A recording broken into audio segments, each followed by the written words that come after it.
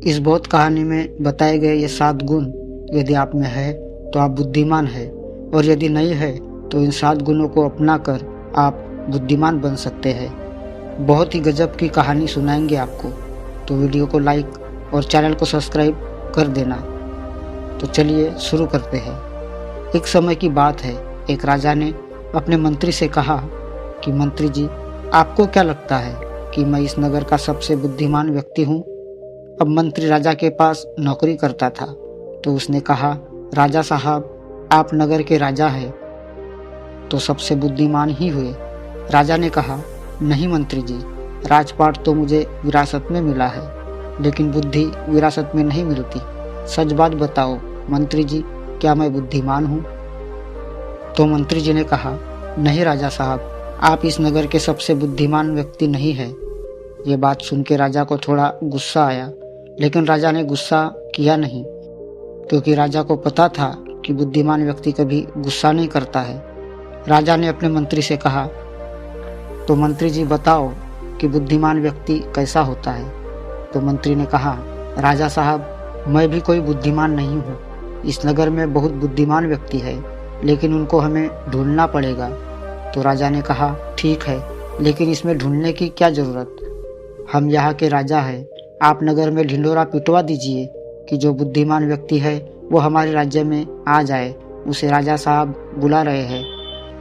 ये बात सुनने के बाद मंत्री जी कहते हैं कि राजा साहब, बुद्धिमान व्यक्ति कभी अपने आप को बुद्धिमान नहीं कहता, इसलिए हम ढिंढोरा पिटवा भी देंगे तो हमारा राज्य मूर्खों से भर जाएगा, क्योंकि मूर्ख आदमी ही अपने आप को बुद्धिमान कहलाएगा, और वो अपने आप को बुद्धिमान साबित करने के लिए यहाँ आकर अनाप शनाप बातें करेगा।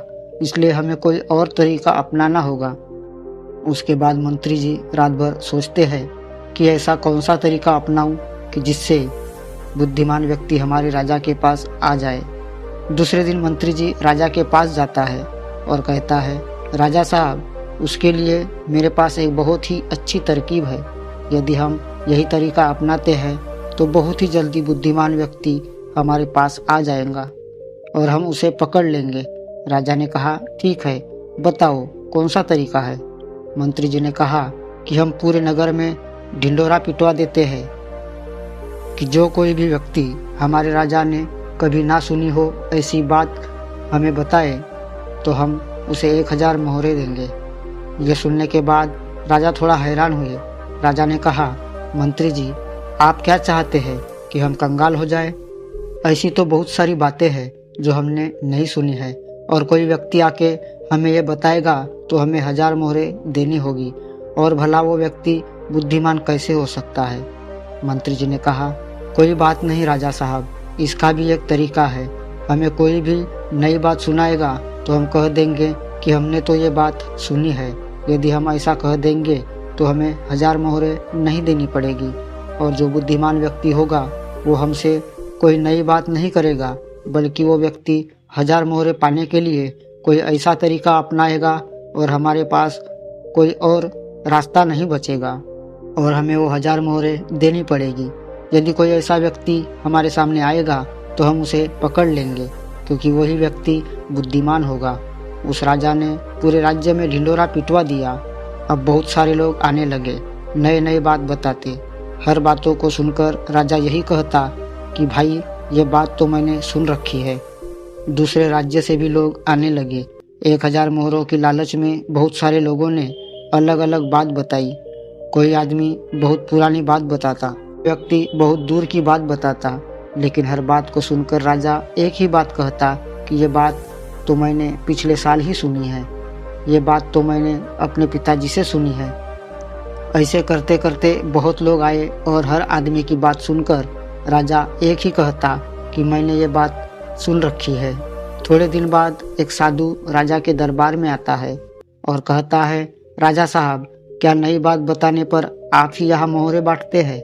राजा ने कहा, हाँ, हम कोई नई बात बताने पर हम उसको मोहरे देते हैं, लेकिन बात ऐसी होनी चाहिए जो हमने कभी ना सुनी हो। साधु ने कहा, ठीक है राजा साहब, ये बात मैंने अपने दादाजी से सुनी है। मेरे दादाजी बताया करते थे कि मेरे परदादा के पास बहुत ज़्यादा धन था, आपके परदादा जो पृथ्वी सिंह जी थे वो यहाँ के राजा थे, लेकिन एक बार कुछ ऐसा हुआ था जो शायद आपको पता नहीं होगा। पृथ्वी सिंह जी जब यहाँ के राजा थे उस समय हमारे राज्य में एक अकाल पड़ा था, जिसके अंदर लोगों को बहुत ज़्यादा नुकसान हुआ और राजपाट में धन की कमी हो गई। मेरे परदादा के पास बहुत ज़्यादा धन था और आपके परदादा जी ने मेरे परदादा से 2000 सोने की मोहरें उधार में ली थी।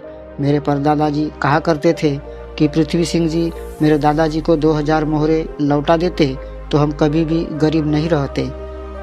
देखो ना राजा, मेरे परदादा जी ने आपके परदादा जी की मदद की, इसलिए हमारे परदादा जी गरीब हो गए।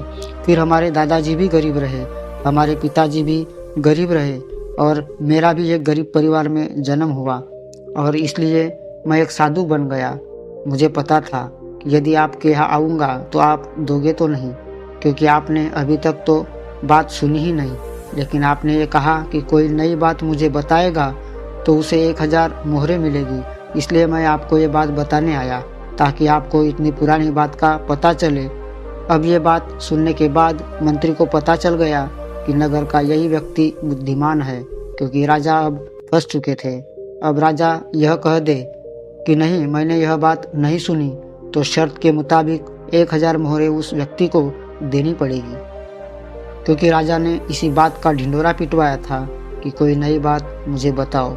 और राजा यदि यह कह दे कि ये बात मैंने सुन रखी थी तो वो 2000 मोहरें जो उधार ले रखी थी वो उसे लौटानी पड़ेगी। अब राजा भी समझ चुका था और मन ही मन हंस रहा था कि बुद्धिमान व्यक्ति ने किस तरह हमें फंसाया। उसके बाद वो राजा साधु के चरणों में गिर पड़ा और कहा कि साधु बाबा, हम एक बात देखना चाहते थे कि कोई व्यक्ति कितना बुद्धिमान है। मेरे और मंत्री जी के बीच शर्त लगी थी कि हमारे राज्य में मेरे से भी ज़्यादा बुद्धिमान व्यक्ति कोई है और हम बुद्धिमान व्यक्ति को पकड़ना चाहते थे, और देखो हमने आपको पकड़ लिया। उसके बाद सारी बात साधु को भी समझ आ गई। साधु ने कहा, राजा साहब, मैं तो बस इस होड़ को ख़त्म करना चाहता था। मुझे जब पता चला कि आप मोहरे बांट रहे हो तो पूरे नगर में किस तरह एक भागदौड़ सी मच गई। सब लोग अपना अपना कार्य छोड़कर इस कार्य में लग गए। अब देखो ऐसा कितना दिन चलेगा। यदि वो अपना कार्य छोड़ के इस कार्य में लगे रहेंगे तो हमारे राज्य का क्या हाल होगा। मैं तो बस इस बात को तोड़ना चाहता था, इसलिए मैंने ये तरकीब अपनाई। इसके बाद वो राजा कहते हैं कि साधु बाबा, लेकिन एक बुद्धिमान व्यक्ति होता कैसा है, कौन से गुण होते हैं जो उसे बुद्धिमान बनाते हैं। उसके बाद साधु बाबा कहते हैं, वैसे तो बुद्धिमान व्यक्ति को पहचानना काफ़ी मुश्किल होता है, क्योंकि बुद्धिमान और मूर्ख व्यक्ति एक जैसे ही दिखते हैं, लेकिन उन दोनों में बहुत बड़ा फर्क होता है। आज मैं आपको 7 ऐसी बातें बताता हूँ जिससे आप एक बुद्धिमान व्यक्ति का पता लगा सकते हैं, और यदि ये 7 बातें आपके अंदर है तो आप एक बुद्धिमान व्यक्ति हो, और यदि आपके अंदर नहीं है तो इन 7 बातों को अपनाकर आप बुद्धिमान बन सकते हैं। उसके बाद वो साधु बाबा कहता है, बुद्धिमान व्यक्ति का सबसे पहला गुण होता है कि वो हर काम को समय के अनुसार करते हैं, फालतू समय को भी उपयोग में ले लेते हैं, और इसके लिए वो सबसे महत्वपूर्ण कामों को सबसे पहले करते हैं। बुद्धिमान लोग समय को धन से अधिक महत्व देते हैं, क्योंकि वे लोग इस बात को अच्छे से समझते हैं कि इस दुनिया में एक ही ऐसी चीज़ है जो निश्चित मात्रा में है और जिसे कभी भी किसी तरीके से बढ़ाया नहीं जा सकता। इसलिए वो हर काम की सूची बनाते हैं और उन्हें समय पर पूरा करने का प्रयास करते हैं। बुद्धिमान लोग आलस्य और टाल मटोल नहीं करते, वो आलस्य को अपना सबसे बड़ा शत्रु मानते हैं। खुद को इन 2 आदतों का शिकार नहीं होने देते। काम को टालने की आदतें इंसान को कभी आगे नहीं बढ़ने देती, और व्यक्ति के असफलता का सबसे बड़ा कारण होता है कि उसके अंदर आलस्य है और वो अपने काम के लिए टाल मटोल करता है। दूसरा गुण जो बुद्धिमान व्यक्तियों में होता है वो होता है कि उसको किसी से शिकायत नहीं होती। वो समझते हैं कि इंसान गलतियों का पुतला होता है, इसलिए माफ़ कर देते हैं। यदि बुद्धिमान व्यक्ति के सामने कोई व्यक्ति गलती भी कर देता है तो वो उसे सिर्फ समझाता है, ना कि उस पर गुस्सा करता है, क्योंकि उसे पता है कि गलती इंसान से होती है और बुद्धिमान व्यक्ति अपनी गलतियों से सीखता है। यदि वो गलती भी कर लेता है तो उसे पता है कि मैं एक ही बार गलती करूँगा, दूसरी बार गलती नहीं करूँगा। कहते हैं ना, इंसान एक बार गलती करता है, यदि गलती वो दूसरी बार दोहरा दे तो वो इंसान नहीं, वो मूर्ख है। इसलिए बुद्धिमान व्यक्ति यदि गलती कर भी दे तो एक ही बार करेगा और उस गलती से वो बहुत कुछ सीखेगा। तीसरा गुण बुद्धिमान व्यक्ति के अंदर होता है, वो कभी भी गुस्से में कोई फैसला नहीं लेता और ना ही कभी ज़्यादा खुशी में कोई फैसला लेता है, क्योंकि उसे पता है कि गुस्से में लिया हुआ फैसला कभी भी फायदा नहीं पहुंचाता, क्योंकि गुस्से में हमारा दिमाग काम करना बंद कर देता है और उसमें हमें कोई फैसला नहीं लेना चाहिए। और दूसरी बात है, खुशी में कोई फैसला नहीं लेना चाहिए, क्योंकि जब हम खुश होते हैं उस समय हम ऐसा फैसला ले लेते हैं कि उसका हमें बाद में पछतावा होता है। ये बुद्धिमान व्यक्ति जानता है कि ना तो गुस्से में कभी फैसला लेना चाहिए और ना ही कभी ज़्यादा खुश हो तब फैसला लेना चाहिए। इसलिए जब भी बुद्धिमान व्यक्ति फैसला लेता है तो वो बैठकर सोचता है कि क्या परिणाम होगा। वो दोनों परिणाम को देखता है, वो सही को भी देखता है और गलत को भी देखता है, उसके बाद ही फैसला लेता है। चौथा गुण जो बुद्धिमान के अंदर होता है वो होता है कि वो अपने मन की बातें कभी किसी से नहीं बताते। बुद्धिमान व्यक्ति इस बात को जानते हैं कि आज जो हमारा मित्र है वो कब हमारा शत्रु बन जाए पता नहीं चलता। वो अपनी व्यक्तिगत बातें, अपनी कमजोरियाँ और अपने भेद किसी को नहीं बताते, लेकिन ज़्यादातर लोग अपने मन की बातें, अपनी घर की बातें, ऐसी बातें जो दूसरों को बताते हैं, उन्हीं बातों की वजह से वो बुरे फंस जाते हैं। उन्हें दुख मिल जाता है, धोखा मिल जाता है, फिर वो उस परेशानी में पड़ के दूसरे लोगों को दोष देते हैं। इसलिए बुद्धिमान व्यक्ति ऐसा कभी नहीं करता, क्योंकि उसे पता है कि घर के भेद या अपने भेद दूसरों को बताएंगे तो इसमें हमारा ही घाटा है, हमें ही नुकसान होगा। पांचवा गुण जो बुद्धिमान के अंदर है वो सब लोगों से बात करते हैं। वो ऐसा इसलिए करते हैं ताकि हर किसी का तजुर्बा सीखने को मिल जाए। इस बात को समझते हैं कि किसी क्षेत्र का सफल व्यक्ति सिर्फ कुछ ही मिनटों में उन्हें वो बातें बता सकते हैं जिसे सीखने में सालों लग जाते हैं। बुद्धिमान व्यक्ति सफल व्यक्ति के साथ साथ उसकी असफलताओं से भी सीखता है, उसके सभी बातों पर अमल करता है जो उसके सीखने लायक हो, क्योंकि एक व्यक्ति यदि अपने जीवन में सीखने की कोशिश करता है तो उसकी उम्र कम पड़ जाती है। इसलिए हमें दूसरे व्यक्तियों से सीखना चाहिए, उनकी सफलताओं से भी सीखना चाहिए और उनकी असफलताओं से भी सीखना चाहिए।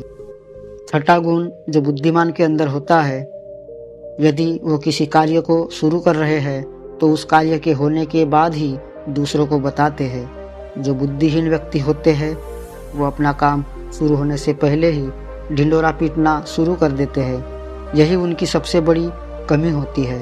यदि हम किसी काम की शुरुआत करें और हम किसी दूसरे को बताते हैं और यदि वो बात हमारे किसी दुश्मन को पता चल गई तो हमें नुकसान पहुंचा सकते हैं, हमारे लिए कुछ गलत सोच सकते हैं, जिससे कि हमारे उस कार्य में रुकावटें आ सकती है।